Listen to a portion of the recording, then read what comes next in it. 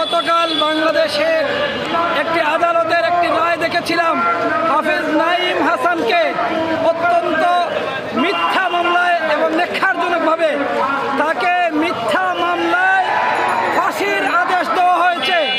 অথচ একই মামলায় তথাকথিত এই মিথ্যা মামলায় মন্ত্রী এমপিদের খালাস দেওয়া হয়েছে।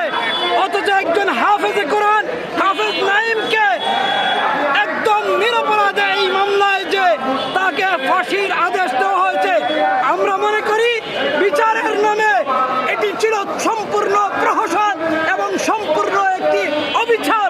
যেই বিচারক এই কাজটি করেছে আমরা মনে করি তার তদন্ত হওয়া দরকার। এর পিছনে নিশ্চয়ই কোনো না কোনো রহস্য রয়েছে। অবিলম্বে হাফিজ নাঈম সহ এই মামলায় যারা রয়েছে তাদেরকে নিঃশর্ত মুক্তি দিতে হবে। একজন হাফিজ কোরআনকে মিথ্যা মামলা দিয়ে তাকে হয়রানি করে ফাঁসির রায় দেওয়া হবে, সেটা বাংলাদেশের মানুষ কখনো মেনে নিবে না ইনশাআল্লাহ। এই রায় পুনর্তদন্ত করে যেই বিচারক অস্থিতিশীলতা সৃষ্টির জন্য এই রায় দিয়েছে